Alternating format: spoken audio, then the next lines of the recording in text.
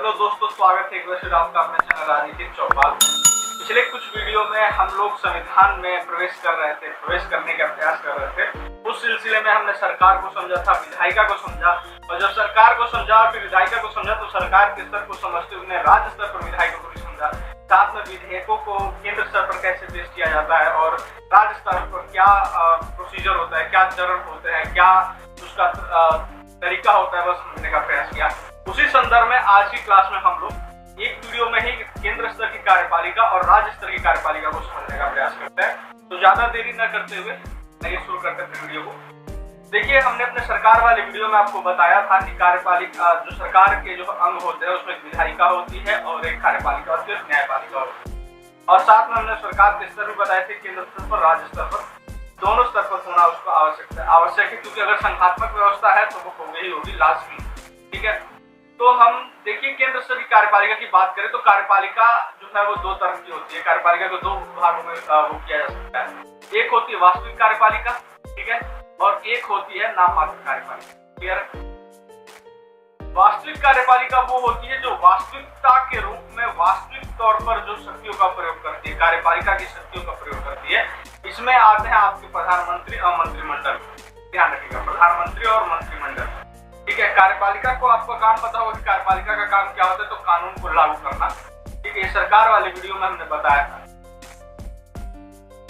कि कानून को लागू करना कार्यपालिका का काम होता है। और नाम मात्र की कार्यपालिका की बात की जाए तो इसमें राष्ट्रपति आते हैं और राष्ट्रपति को कार्यपालिका का प्रमुख कहा जाता है। अगर आप पेपर में एग्जाम में पूछेगा कि कार्यपालिका का प्रमुख कौन होता है तो उस वक्त ये कंफ्यूजन मत कीजिएगा कि कार्यपालिका का प्रमुख पूछा है तो केंद्र का पूछ रहा है या राज्य का पूछ रहा है। अगर कार्यपालिका का प्रमुख पूछ रहा है विदाउट तो विदाउट आप किसी भी हेजिटेशन के सीधा का सीधा राष्ट्रपति मारेंगे। अगर उसको राज्य का पूछना होगा तो बकायदा वो मेंशन करेगा कि राज्य की कार्यपालिका का प्रमुख कौन होता है। ठीक है, तो आइए हम लोग फिर आगे चलते हैं।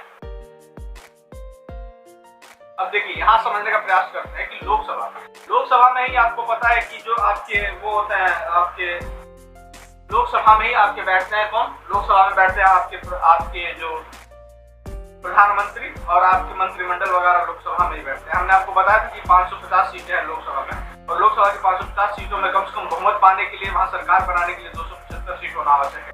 ये भारत के नक्शे पर हमने आपको समझाया था जब लोकसभा समझा रहे थे। थोड़ा सा उसको लेकर चलते हैं। केंद्र है दिल्ली, दिल्ली में लोकसभा है और प्रत्येक जगह से हमने बताया था कि 550 ऐसे छोटे संसदीय क्षेत्र में पूरे देश को बांटा जा सकता है। इसके पास 275 का बहुमत होगा, चाहे अगर सिंगल दल है तो सिंगल या दो तीन दल मिलकर एक साथ बना रहे हैं गठबंधन से, तो उसकी सरकार बनेगी क्योंकि उसके पास बहुमत है।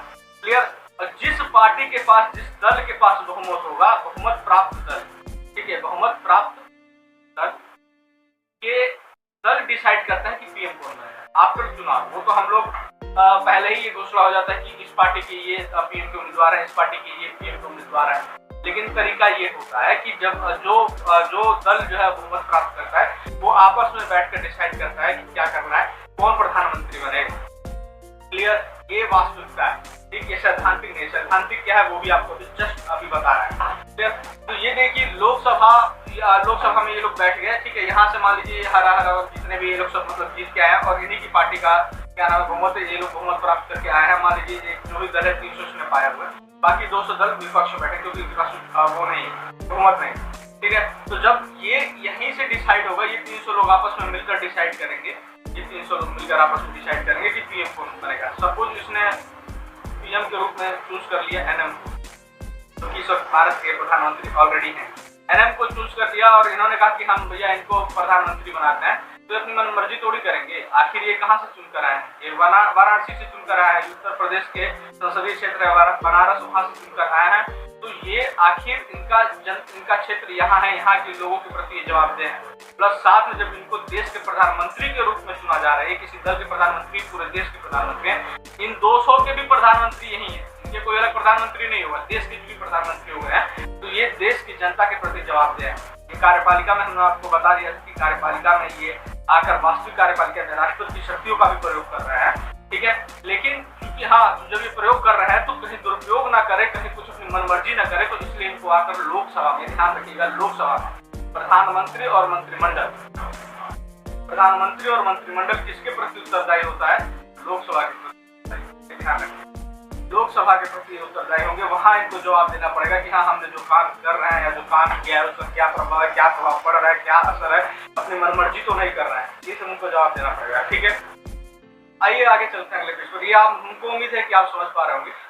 देखिए अब हम आपको बताएं कि प्रधानमंत्री और कैबिनेट मिनिस्टर, तो क्या प्रधानमंत्री जो है, प्रधानमंत्री तो चूज कर लिया गया इस दल से बहुमत में। ठीक है, अच्छा एक चीज और कि ये अकेले थोड़ी ना काम संभाल पाएंगे प्रधानमंत्री, अपने साथ ही कुछ लोगों को रखते हैं जिनको मंत्री कहा जाता है, जो कि कुछ अलग अलग जिनको मंत्रालय दिया जाता है। मान लीजिए किसी को रेल मंत्रालय दे दिया गया, किसी को विभाग मंत्रालय दे दिया, किसी को स्वास्थ्य मंत्रालय दे दिया गया, ठीक है, किसी के पास परिवहन मंत्रालय, किसी के पास रक्षा मंत्रालय, किसी के पास वित्त मंत्रालय, किसी के पास विदेश मंत्रालय। तो इस तरह से करके जो दे रखा गया ताकि भैया आपको सिर्फ यही काम है, आप इस मंत्रालय का, आप इस डिपार्टमेंट की वो संभालो। ठीक है, तो ये मान लीजिए 10 भाई यहाँ पर है कि 15% से इनकी संख्या ज्यादा नहीं होनी चाहिए। ये 91वें संविधान संशोधन 2003 में किया गया, 2003 के तहत किया गया कि 15 प्रधानमंत्री सहित, ये ध्यान रखिएगा, ये पूछा जा सकता है कि प्रधानमंत्री समेत, तो प्रधानमंत्री समेत है ये कि इनकी संख्या 15% से ज्यादा नहीं होनी चाहिए। ठीक है, दूसरी बात अगर हम बात करें कि इनकी नियुक्ति, देखिए इनकी नियुक्ति कौन करता है, प्रधानमंत्री, और इनकी नियुक्ति तो हमने क्या बताया कि वो जो तरीका है वो व्यवहारिक है, जो कि अपनाया जाता है, जो अपनाया जाना चाहिए, वैसे तो हम लोग बोलते हैं, लेकिन जो संवैधानिक रूप से जो संविधान में लिखा हुआ है वो ये है कि प्रधानमंत्री और मंत्रिमंडल की नियुक्ति कौन करता है, राष्ट्रपति। कौन करता है, तो राष्ट्रपति। क्लियर है, उसके बाद से ये राष्ट्रपति के प्रसाद पर्यंत पदवी धारण करते हैं, प्रसाद पर्यंत, तो राष्ट्रपति के प्रसाद पर्यंत पद धारण करते हैं। ठीक, मतलब प्रसाद पर्यंत का यह तात्पर्य है कि राष्ट्रपति जब चाहेगा अपनी मर्जी से इनको हटा सकता है, ऐसा है नहीं, लेकिन यही लिखा हुआ है, आप देख रहे हैं। ठीक है, अब मंत्रिमंडल और राष्ट्रपति के बीच की कड़ी, अभी हमने बताया कि वो जो मंत्रिमंडल है, जो मंत्री वगैरह हैं, उनके और राष्ट्रपति को जोड़ने, क्योंकि सब लोग राष्ट्रपति के प्रसाद पर्यंत पद धारण कर रहे हैं, तो इनको जाके जवाब देना है, इनको जाकर जवाब देना है वहां पर। ठीक है, कि भैया राष्ट्रपति साहब जी ये काम हो रहा है, जो काम हो रहा है, क्या नहीं हो रहा है, तो इन दोनों को बीच को जोड़ने का काम कौन करता है, वो होता है प्रधानमंत्री। क्लियर है? ठीक है, अच्छा वास्तविक प्रयोगकर्ता शक्तियों का कौन होता है, तो हमने आपको बताया पीएम प्लस कैबिनेट मिनिस्टर। ठीक है, कैबिनेट मिनिस्टर। आइए ये तीन कुछ इंपॉर्टेंट जो है, जो मैंने अब तक समझाया, उसके लिए बहुत ही इंपॉर्टेंट, उसके ऊपर बहुत इंपॉर्टेंट ये अनुच्छेद है। पहला अनुच्छेद यह है कि राष्ट्रपति के कार्यों का संपादन करने और सलाह देने के लिए मंत्रिपरिषद होती है, जिसका प्रधानमंत्री है। अनुच्छेद 74 कहते हैं, बहुत इंपॉर्टेंट है, आप ध्यान पढ़िए, अभी समझ में आ जाएगा आपको। देखिए ये क्या कह रहा है, राष्ट्रपति के कार्यों का संपादन, मतलब उसके राष्ट्रपति के कार्यों को करने के लिए एवं उसको सलाह देने के लिए, उसको सलाह देने के लिए एक मंत्रिपरिषद होगी। ठीक है, और जिसका प्रधान, जिसका मतलब हेड कौन होगा, तो प्रधानमंत्री। यही हमने अभी आपको जस्ट समझाया कि ये उसके बीच की कड़ी है, राष्ट्रपति और मंत्रिपरिषद के बीच की कड़ी कौन है, तो आपके प्रधानमंत्री जो कि जवाब देंगे, जवाब देंगे आपके व्यक्तिगत तौर पर, ये लोग राष्ट्रपति के प्रति जवाबदेह होते हैं। ठीक है, अनुच्छेद 75 क्या कहता है, तो अनुच्छेद 75 समझने का प्रयास कीजिए। देखिए अनुच्छेद 75 यह कहता है कि प्रधानमंत्री की नियुक्ति राष्ट्रपति, क्या लिखा है, प्रधानमंत्री की नियुक्ति राष्ट्रपति करेगा। देखिए प्रधानमंत्री की नियुक्ति राष्ट्रपति करेगा और अन्य मंत्रियों की नियुक्ति राष्ट्रपति प्रधानमंत्री की सलाह से करेगा। ठीक है, प्रधानमंत्री की नियुक्ति कौन करेगा, राष्ट्रपति करेगा। यही हमने आपको बताया, ये जो सैद्धांतिक है, ये एकदम अनुच्छेद 75 में लिखा हुआ है, इसको कोई काट नहीं सकता है। जब पेपर में पूछता है तो बच्चे कंफ्यूज हो जाते हैं, अगर नहीं समझ पा रहे हैं उसकी लैंग्वेज को, तो कहते हैं यार ये कैसे हो सकता है, बनारस से चुन के हम भेज रहे हैं, वहां पर हमारी पार्टी जाकर डिसाइड कर रही है कि कौन प्रधानमंत्री बनेगा, तो राष्ट्रपति। तो यह लैंग्वेज यही है, हम आपको समझाएंगे क्यों क्या कैसे, आप कुछ दिन और इंतजार करिए, बिल्कुल समझाने वाला है। ठीक है, पीएम की नियुक्ति कौन करेगा, राष्ट्रपति करेगा। ठीक है, और अन्य मंत्रियों की नियुक्ति, देखिए ये भी यहीं पर लिखा हुआ है हमारे अनुच्छेद 75 में कि अन्य मंत्रियों की नियुक्ति कौन करता है, तो राष्ट्रपति करता है, लेकिन किसकी सलाह पर, किसी और की सलाह पर नहीं, प्रधानमंत्री की सलाह पर करेंगे। ठीक है, ये ध्यान रखिएगा। और अनुच्छेद 75 का भाग 2 क्या कहता है, तो कहता है कि मंत्री राष्ट्रपति के प्रसाद पर्यंत पद धारण करते हैं। ये ध्यान रखिएगा, मंत्री किसके प्रसाद पर्यंत पद धारण करते हैं, राष्ट्रपति। क्लियर है, मंत्री राष्ट्रपति के प्रसाद पर्यंत पद धारण करते हैं, ध्यान रखिएगा, यानी कि उसके प्रसाद पर ही, राष्ट्रपति साहब के प्रसाद पर ही ये लोग, जब वो प्रसाद अपना वापस ले लेंगे वापस। तो कुछ अब जो फैक्चुअल चीजें हैं जो कि क्वेश्चंस में एग्जाम में बार पूछ जाते हैं, एकदम ऑनलाइनर टाइप में, आइए उनको भी देख लेते हैं। देखिए इसमें लिखा हुआ है कि एकमात्र पीएम जो कि लोकसभा में उपस्थित ही नहीं आज तक, वो कौन थे? तो वो थे चौधरी चरण सिंह, ये याद रखिए। मैंने अपने क्वेश्चन आंसर सेशन में भी करवाया हुआ है, ठीक है। फिर सबसे कम समय तक पीएम कौन रहा? ये भी बहुत इंपॉर्टेंट है। मात्र 13 दिन तक रहे थे अटल बिहारी वाजपेयी जी। और सबसे ज्यादा समय तक पीएम कौन रहा था? तो पंडित जवाहरलाल नेहरू, 16 साल और 8 महीने समथिंग रहे थे। उसका से पहली बार गैर कांग्रेसी प्रधानमंत्री कौन बने? तो मोरारजी देसाई। मोरारजी देसाई अपने आप में बहुत इंपॉर्टेंट है। क्यों? देखिए, त्याग पत्र देने वाले पहले प्रधानमंत्री भी मोरारजी देसाई, सबसे ज्यादा उम्र के प्रधानमंत्री भी मोरारजी देसाई, ठीक है। और लेकिन सबसे कम उम्र के प्रधानमंत्री कौन थे? तो राजीव गांधी। ये कुछ वन लाइनर फैक्ट है जो कि आपको बिल्कुल पता होना चाहिए और हम उम्मीद करते हैं कि आपको पता होगा। आइए अब देखते हैं, ये तो अब तक हमने देखा केंद्र स्तर कार्यपालिका को, अब देखते हैं राज्य स्तर की कार्यपालिका, ठीक है। तो देखिए, राज्य स्तर की कार्यपालिका की बात की जाए तो यहाँ पर सेम है कि एक वास्तविक कार्यपालिका है ना, और एक आपकी नाम मात्र की कार्यपालिका है। नाम मात्र की कार्यपालिका यहाँ भी सेम है। हमने क्या कहा था कि हमारा जो देश संघात्मक व्यवस्था को अपनाए हुए, वो अपने आप में विवादास्पद हो सकता है कि वो अर्ध संघात्मक है, पूर्ण संघात्मक है, कहते हैं ज्यादा हमें कोई लेना देना नहीं, जो है वो हम समझते हैं, ज्यादा बिल्कुल नहीं लगाते हैं। तो देखिए, यहाँ पर जहाँ से वहाँ पर केंद्र स्तर पर प्रधानमंत्री और मंत्रिमंडल थे, तो यहाँ पर भी आपके मुख्यमंत्री और मंत्रिमंडल होंगे। और यहाँ पर भी क्या होगा? यहाँ पर भी राज्यपाल हो गए नाम मात्र का, यानी राज्यपाल जो है नाम मात्र का कार्यपालिका का प्रमुख होता है, राज्य की कार्यपालिका का प्रमुख होता है। वही हमने जो अपने फर्स्ट पेज पे बताया, ठीक है।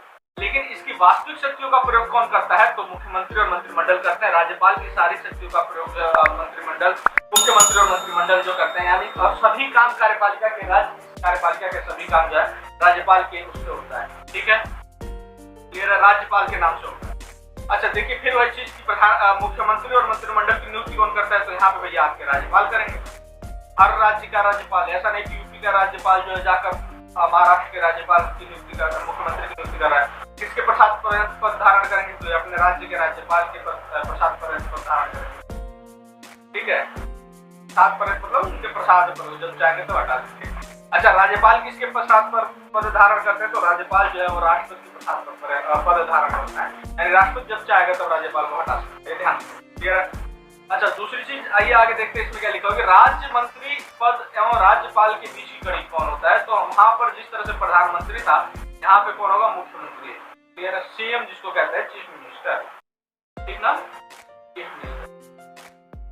राज्यपाल के और राज्य जो मंत्री वगैरह है, जो राज्य की कैबिनेट मंत्री वगैरह है, राज्य की मंत्रिपरिषद, उनके बीच ये जो है वो, क्योंकि राज्यपाल को जवाब तो देना है ना, कि दो तरह से जवाबदेही होती है। पहली जवाबदेही हुई सामूहिक रूप से, अगर केंद्र स्तर पर बात करें तो प्रधानमंत्री और मंत्रिमंडल के सामूहिक रूप से जवाबदेह होते हैं आपकी लोकसभा की, संसद में, राज्यसभा में। अगर लोकसभा नहीं दिया है, संसद दिया है, तो संसद मारिएगा, लेकिन लोकसभा दिया है तो विदाउट किसी भी टेंशन के आप लोकसभा मारेंगे, ठीक है। क्यों? क्योंकि सभी लोग मिलकर कहाँ से आए हैं? अपने अपने विधानसभा के क्षेत्रों से जीत कर आए हैं, वहाँ लोगों को जवाब देना है, ठीक है। और संसद में ही तो लोग के प्रतिनिधि बैठे हैं ना, हम आपके लोकसभा में बताए थे। चाहे हमारे यहाँ से जो जीता है उसकी सरकार नहीं बनी है, लेकिन वो तो हमारा प्रतिनिधित्व कर रहा है ना, उसको हमको जवाब चाहिए कि नहीं चाहिए? तो जवाब चाहिए, इसलिए ये लोग सामूहिक रूप से जिम्मेदार है, ठीक है। कल को कोई बात होती है, कोई दुर्घटना होती है, किसी मंत्रालय से कोई ऐसी घटना हो जाती है जो कि जिसकी हम लोग, जो निंदनीय है, जिसकी हम लोग आलोचना बिल्कुल नहीं होना चाहिए, तो वो आकर वहाँ जवाब दे हैं, लोकसभा में जवाब दे हैं, ठीक। लेकिन व्यक्तिगत रूप से वो किसके जवाब दे हैं? केंद्र स्तर पर तो व्यक्तिगत रूप से वो लोग जवाब दे हैं अब राष्ट्रपति के प्रति, चाहे प्रधानमंत्री हो, चाहे मंत्रिमंडल, चाहे मंत्रिपरिषद, उसको जो है वहाँ पे जवाब देना राष्ट्रपति को, हाँ भैया सर हम लोग अपना काम ठीक से कर रहे हैं, हम लोग बढ़िया से काम कर पा रहे हैं। इसीलिए तो प्रधानमंत्री, मंत्रिपरिषद और राष्ट्रपति के बीच की मुख्य कड़ी है, दोनों को जोड़ने का काम कर रहा है। पता लगा कि 15% अगर मंत्रिपरिषद ही, तो वही पूरा का पूरा 50 लोग उठ के जा रहे हैं, 50 लोग 60 लोग एक बार में राष्ट्रपति के पास पहुंच गए कि चलिए सर हम लोग आए हैं, हमारा हिसाब देखिए, हमारा हिसाब देखिए। वो लोग प्रधानमंत्री से बात कर रहे हैं, प्रधानमंत्री जाके अपना जवाब देंगे, है ना, ठीक है। इन द सेम वे राज्य स्तर पर भी यही चीज है कि राज्य स्तर पर भी आप आपके जो ये मुख्यमंत्री और मंत्रिपरिषद है, वो किसके प्रति जवाब दे? विधानसभा, ना कि विधानमंडल के प्रति, ना कि विधान परिषद, ठीक है। वो विधानसभा के प्रति सामूहिक रूप से जवाबदेह, उत्तरदायी है। और व्यक्तिगत रूप से वो किसके प्रति जवाबदेह है? तो वो राज्यपाल के प्रति जवाबदेह है। राज्य का प्रमुख कौन है? राज्यपाल। ये लोग व्यक्तिगत रूप से जाकर जवाब देंगे कि हाँ, और बीच की कड़ी सेम टू सेम यहाँ पर भी कौन होगा? मुख्यमंत्री। यहाँ साहब वो स्वास्थ्य विभाग सही देख रहा है, हाँ साहब वो सुरक्षा कानून सही देख रहा है, हाँ साहब जो है वो शिक्षा सही देख रहा है, ठीक है। तो ये जाके मतलब 20 की कड़ी दोनों को जोड़ने का काम कौन करता है, तो करना है, ठीक है। और यहाँ पर भी वही सेम चीज 2003 में 91 संविधान संशोधन के तहत यहाँ पे कर दिया गया कि 15% से ज्यादा बिल्कुल नहीं होगा, किंतु 12 सदस्य से कम भी नहीं होगा। ये नहीं कि तुमने सारा अपने पास रख लिया और 12 लोगों को ही दे दिया। एक वास्तविक प्रयोगकर्ता आपको पता है कौन है, सीएम है, कैबिनेट। अब ये चीज जो हम आपको वहां पर केंद्र स्तर पर समझाएं, ये राज्य स्तर पर भी समझ लीजिए। वैसे तो हमको उम्मीद है आपको पता है, आप लोग बहुत ही जागरूक व्यक्ति हैं, विद्यार्थी हैं और व्यक्ति हैं, तो आप नहीं पता है पेपर जानिए। देखिए ये था हमारा उत्तर प्रदेश का नक्शा है, और ये हमारा ये जो है थोड़ा ऊपर हो गया लखनऊ। चलिए आप लोग अंदाजा लगा लीजिए कि मान लीजिए यहाँ पर ये लखनऊ है, ठीक ना। ये जो है हमारा लखनऊ बैठा है, लखनऊ है। यहाँ पर हमने आपको बताया था कि दो वो है सदन है हमारे यहाँ पर विधानमंडल में, विधान परिषद और विधानसभा, ठीक है। तो विधानसभा का जो हमने बताया था कि ये सभी जितने भी विधायक हैं, जितने भी विधायक हैं वो कहाँ जाके बैठेंगे, वो जाके बैठेंगे आपके विधानसभा में बैठेंगे, विधानसभा, है ना। ये विधानसभा बना दिया, यहाँ जाके बैठेंगे। यहाँ पर 400 सीट है विधानसभा में, क्लियर। 400 समझिए फिलहाल एग्जाम्पल के लिए, 200 मान के चलिए कि 200 जिसके पास सदस्य हैं, तो वो क्या करेंगे कि वो यहाँ पर अपनी सरकार बना रहे हैं। वही सेम चीज जो सेंटर में हुआ है, सेंट्रल गवर्नमेंट जो हुआ है वही सेम चीज। लेकिन जिनकी सरकार नहीं बनी है वो भी तो यहाँ आकर बैठेंगे ना, वो भी तो जवाब मांगेंगे कि नहीं मांगेंगे। भैया तुम ये कैसे कर सकते हो, ये तुमने कैसे लागू कर दिया, तुम देश की जनता के राज्य की जनता के हित में नहीं है, देश नहीं राज्य, क्योंकि ये लोग सभी यहाँ प्रतिनिधित्व कर रहे हैं अपने विधायिका के जो क्षेत्र है, विधानसभा का जो क्षेत्र है उसको ये लोग प्रतिनिधित्व कर रहे हैं यहाँ पर आकर, और उसके हिसाब से जवाब मांगेंगे।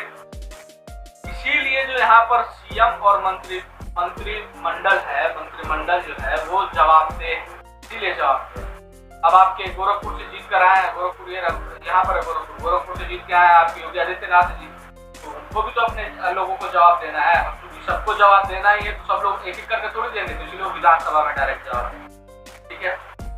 तो ये छोटी सी कार्यपालिका पर वीडियो रही, आप हमको बताइए कि कैसी यह वीडियो रही। अब हमारी एक न्यायपालिका बची है, ठीक है। न्यायपालिका को भी हम लोग एक वीडियो में बेसिक स्तर को समझ के खत्म करेंगे, उसके बाद संविधान शुरू से शुरू करेंगे। मैंने अब तक जो पढ़ाया वो क्यों पढ़ाया या क्यों इस तरह से मैं चला, इसका जवाब आपको अगले वीडियो में मिलेगा, ठीक है। तो अगले वीडियो का इंतजार करिए, अगला वीडियो बहुत ही रोचक और बहुत ही महत्वपूर्ण, बहुत ही इंपॉर्टेंट होने वाला है। अपने दोस्तों को भी जोड़िए, खुद भी जुड़े रहिए। मिलते हैं अपने नेक्स्ट वीडियो में, तब तक के लिए जय हिंद, जय भारत।